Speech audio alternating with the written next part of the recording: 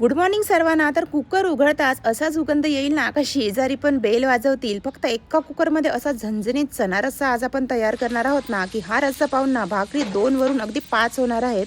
तर आपण तव्यावरनं थोडेसे कांदे आणि लाल मिरच्या परतून घेतल्या. त्यानंतर यामध्ये मी लवंग आणि थोडी विलायची, अर्धा चम्मच जिरा टाकला आणि सर्व छान असं परतून घेतलं मंद आचेवरती.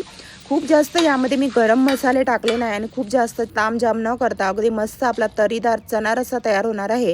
हे सर्व जे आहे ना भाजलेलं मिक्सरमध्ये मी बारीक केलं आणि मिक्सरमध्ये बारीक करताना यामध्ये थोडं टमाटर आणि अद्रक लसूणसुद्धा टाकलेलं आहे. म्हणजे एकच पेस्ट आपण इथे तयार करणार आहोत. खूप जास्त इथे वेगवेगळी पेस्ट वगैरे करण्याची गरज नाही आहे.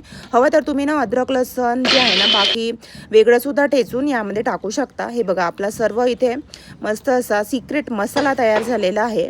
तर कुकरमध्ये तेल गरम केलेलं आहे. तेल छान गरम झालं की यामध्ये 2 ते 3 तेजपत्ते टाकायचे.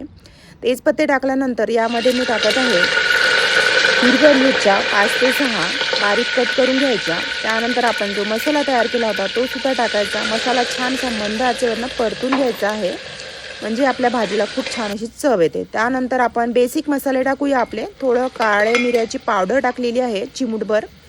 खूप छान चव येते यामुळे. त्यानंतर आपले बेसिक मसाले म्हणजे तिखट, मीठ, हळद. आता तिखट तुम्ही तुमच्या आवडीप्रमाणे टाका. आमच्याकडे ना खूप झणझणीत खायला आवडतं, त्यामुळे मी थोडं जास्त टाकलं. थोडं हिंग टाकायचं, धने आणि जिऱ्याची पावडरसुद्धा टाकायची.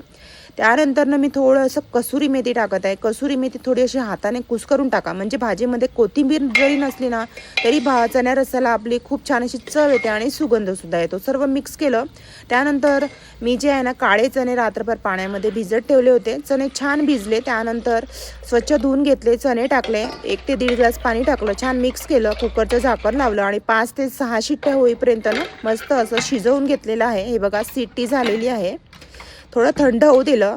तर हे बघा आपला मस्त इथे झणझणीत चणा रस्सा तयार झालेला आहे आणि सोबतच मी महाराष्ट्रीयन स्पेशल आपले कांदे पोहेसुद्धा केलेले आहेत.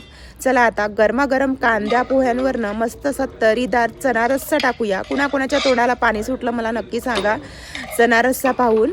आणि तुम्हीसुद्धा एकदा अशा पद्धतीने नक्की ट्राय करा. मस्त कांदे पोहे तयार आहेत. इकडे कांदे पोह्यांवर मी मस्त चणा रस्सा टाकला, बारीक चिरलेले कांदे टाकले आणि माझ्याकडे शेव होते, शेवसुद्धा टाकले. तुम्ही हवं तर ना यावर थोडे जे आहेत ना डाळिंबाचे दाणेसुद्धा टाकू शकता. मुलांना खूप मुलांसाठी पौष्टिक होणार.